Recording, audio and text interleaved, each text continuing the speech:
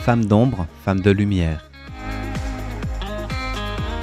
Bonjour à vous qui nous écoutez, Florian Dai vous amène aujourd'hui à la rencontre de Apolline Dambrine. Bonjour et bienvenue dans ce deuxième épisode en compagnie d'Apolline Dambrine qui nous parle de sa recherche de doctorat au sujet des T-mangas, les mangas taïwanais. La semaine dernière, elle nous avait parlé de comment elle avait commencé ses recherches et ce doctorat, mais aussi de l'histoire des mangas taïwanais et de la question d'identité qui y est soulevée. Aujourd'hui, je voudrais reprendre cette conversation en commençant par des questions des choix éditoriaux des maisons d'édition et en particulier des maisons d'édition francophones. Ouais, là pour le coup, c'est vraiment de la curiosité. Je sais pas si ce sera important dans ma recherche. Je pense que c'est toujours important parce que ça permet de comprendre le contexte. Après, j'ai pas encore centré exactement comment je vais attaquer le sujet, mais on va dire juste pour le bien de la science et pour moi-même, c'est vrai que c'est une question que je me pose et je me dis si moi je la pose, peut-être que les gens qui liraient ma thèse derrière, ils vont se la poser aussi. Donc c'est intéressant à creuser de ce côté-là. Et qu'est-ce que tu as pu observer pour l'instant de ce sujet-là ? On va dire que le manga taïwanais jusqu'à présent, il est traité un peu comme un manga. Voilà, il n'y a pas particulièrement de différence dans les faits avec le manga japonais, je dirais, sur la manière de tourner, enfin, comment on va dire, tout ce qui est un peu le cadre. Le format, en général, c'est un format qui va ressembler. On va aussi être sur un format qui est en noir et blanc. On a des graphismes, même si, voilà, on a des auteurs qui se séparent de plus en plus de ce standard, je dirais, même si... Encore une fois, standard, c'est compliqué parce que si on parle du manga japonais, il y a tellement de sortes, tellement de genres et tellement de styles que trouver un standard aujourd'hui, c'est compliqué. Mais on va dire le standard cliché, le standard qu'on a dans la tête quand on parle manga, de ce que j'ai lu, de ce que j'ai vu, je dirais que effectivement le manga taïwanais est peut-être le manga qui se rapproche le plus du manga japonais. Après, encore une fois, il y a des petites différences qui sont dans les détails. Mais c'est vrai que par exemple, j'en parlais un petit peu plus tôt, on prend Retour aux sources, on le compare avec un manga slice of life japonais, pas un fantasy One Piece qui va être un petit peu moins réaliste, je dirais, sur les proportions. On va avoir une esthétique qui va être un peu similaire avec des personnages qui sont traités... Je trouve que c'est une manière de tracer qui est un peu douce et... qui a des petits détails, notamment dans les représentations de temples, la nourriture aussi, des petites choses comme ça, que si on a voyagé à Taïwan, on va voir les petits easter eggs, mais si on n'a jamais eu l'occasion, bah peut-être que si on n'est pas au courant que ça se passe à Taïwan, on peut ne pas savoir. Voilà. Même si les noms peuvent donner un peu un indice, vu que c'est pas des noms japonais. Ouais, mais donc au niveau du graphisme ou de l'esthétique, en général, c'est assez proche de l'esthétique japonaise. L'autrice expliquait qu'elle utilise du matériel tablette graphique et compagnie, mais on va rester sur le même travail de trame, le découpage qui est quand même assez similaire. Au niveau des planches, c'est ça ? Voilà, c'est ça. Et du coup, dans tes recherches jusqu'à maintenant, est-ce qu'il y a quelque chose qui t'a beaucoup surprise ou marqué en particulier, auquel tu t'attendais pas ? Peut-être le truc qui m'a surpris le plus, c'est le fait que les Taïwanais sont pas au courant, pour la plupart, qu'ils ont un manga taïwanais. C'est assez amusant. Alors, il y en a quelques-uns qui sont au courant, bien sûr, mais la plupart des jeunes lecteurs, surtout, parce qu'on pourrait se dire, voilà, peut-être que la vieille génération, entre grosses guillemets, elle a grandi avec les mangas japonais, qu'elle s'est intéressée à d'autres choses, et qu'elle a, entre guillemets, mis une certaine distance avec le média, mais... c'est vrai que pour la jeune génération, on pourrait se dire le manga, le T-manga spécifiquement, il commence à se développer. Peut-être que de par sa présence sur les salons dédiés et puis peut-être aussi par les diverses opérations mises en place, que ce soit par Taika ou juste par les... gouvernemental qui promeut les publications culturelles taïwanaises à l'étranger. Ou alors juste par les maisons d'édition parfois aussi, parce que c'est vrai que les maisons d'édition, elles sont quand même... on voit beaucoup les auteurs à Taïwan en comparaison avec les auteurs japonais. Ils sont très présents dans les salons du livre, oui, puis en fait, conférences, on les dans invite les librairies. En fait, à vraiment promouvoir leurs œuvres. Donc en fait, si on cherche leur nom sur Internet, on trouve très facilement des photos d'eux. Et en fait, donc, on pourrait du coup, voilà, ce que je disais, s'attendre à ce que les lecteurs soient, que ce soit lecteurs de manga en général ou de T-manga, soient plus porté, on va dire, sur le genre, mais c'est vrai que non, pas tant que ça. C'est assez amusant.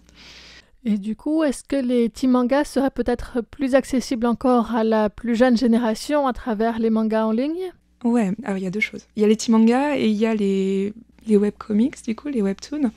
Je suis pas encore sûre de si je peux les inclure aussi ou pas. Pour moi, c'est un petit peu complémentaire. Après, est-ce que vraiment les deux peuvent être englobés par la même appellation? Je sais pas encore trop. Mais c'est vrai que oui, effectivement, il y a une facilité à avoir accès aujourd'hui. Même, je pense à Taika, si on va du coup sur les sites et qu'on cherche des mangas taïwanais, on peut avoir très facilement accès au premier chapitre traduit pour pouvoir un petit peu savoir dans quoi on se lance si on a envie d'acheter.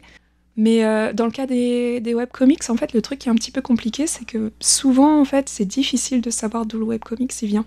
Que ce soit à cause des traductions, du fait que sur une même plateforme, vraiment, tout est plus ou moins mélangé. Et à moins vraiment de rechercher, on va dire, avec le besoin de savoir d'où il vient, en général, le lecteur, le webcomic, il va juste le prendre pour l'histoire et il va pas se dire « Ah tiens, est-ce que c'est coréen? Est-ce que c'est japonais? Est-ce que c'est philippin? Je ne sais pas. » Et est-ce que c'est pas visible dans les noms, par exemple, de lieux ou de personnes? Alors ça pourrait. Je pense à un exemple. Il y a beaucoup de boys love, notamment en webcomic taïwanais. Je ne sais pas pourquoi, mais c'est un sujet qu'on trouve beaucoup dans la littérature taïwanaise, visiblement. Personnellement, les noms m'avaient pas donné tant que ça, parce que en fait, l'histoire en question se passe dans un avion au début. Et les deux personnages utilisent leur nom américain, parce que du coup il y a un taïwano-américain et l'autre, je crois qu'il est taïwanais, mais les taïwanais ont souvent un nom anglais. Et du coup l'autrice ou l'auteur, je crois que c'est une autrice, a trouvé pertinent que les deux utilisent leur nom, on va dire, étranger, parce qu'ils étaient dans un contexte international. Donc ça peut être un peu tricky parfois. Ouais, effectivement. Dans ce cas-là, c'est vrai que c'est hors sol, littéralement. Ouais. Exactement. Mais ça reste du manga taïwanais, du coup, si on considère que le webcomic fait partie des teen mangas. D'accord, ok. Et est-ce que tu as aussi cherché à avoir des retours en particulier de la part des lecteurs, des lectrices, du public soit français, soit taïwanais par rapport à ça? Alors, public français, l'année dernière, je suis rentrée en France et j'ai vu des amis. Et par curiosité, du coup, j'avais envie d'acheter des mangas taïwanais en France pour voir un petit peu où on en était.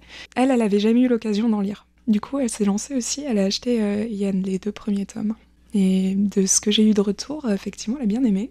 Mais c'est vrai que la plupart du temps, quand on parle avec des lecteurs assidus de manga et qu'on leur demande s'ils ont déjà touché au manga taïwanais, pour la plupart, non, pas tant que ça.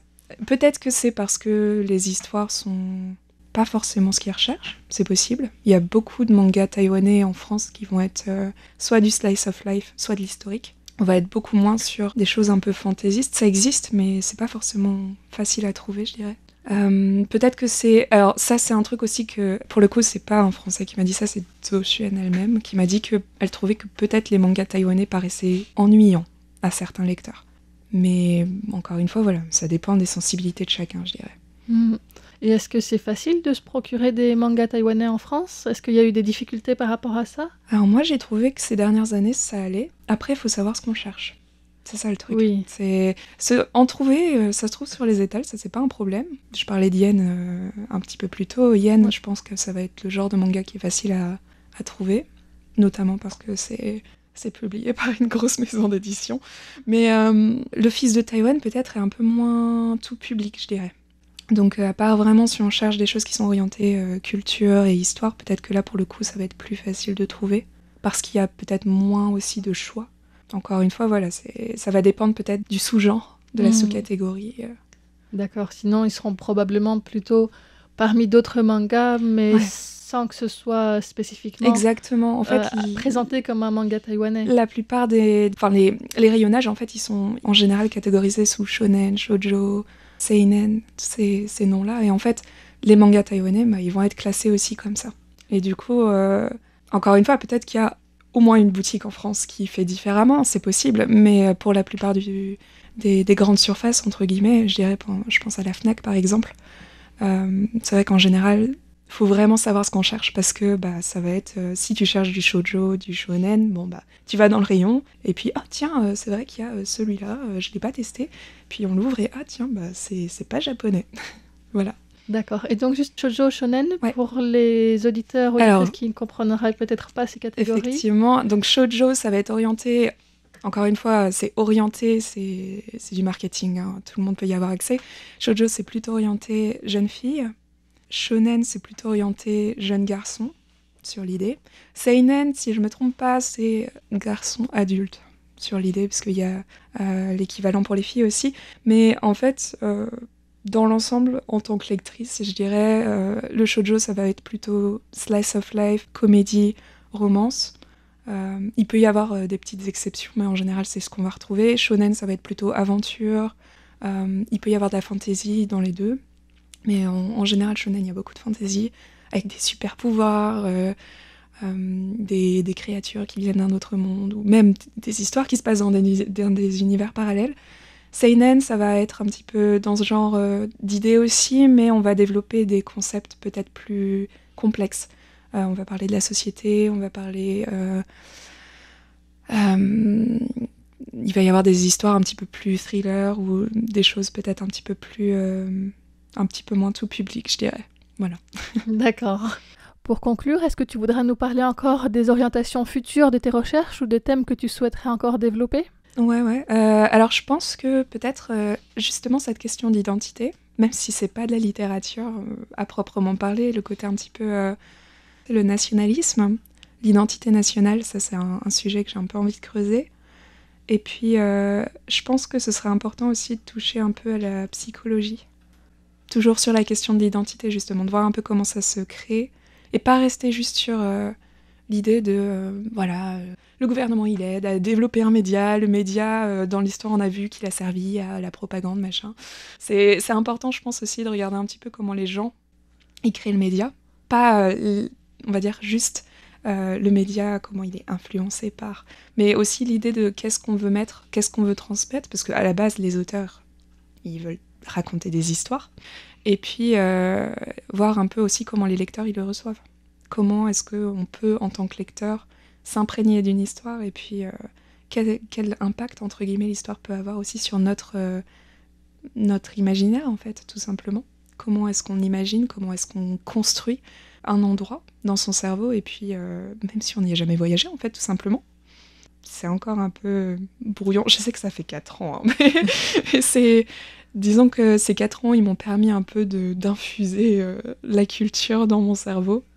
Après, c'est la mise en forme, quoi. Le squelette, il est là, ça, c'est pas un problème. Après, il faut rajouter les petites choses qui font que le corps, il tient ensemble, quoi. C'est le côté un peu les nerfs, on va dire, dans le corps humain. Faire un peu en sorte que tout soit un peu connecté. D'accord. Voilà. Merci beaucoup pour ce partage. Écoute, merci à toi de m'avoir reçue aujourd'hui. Et puis, bonne continuation pour ces recherches. C'est gentil, merci beaucoup.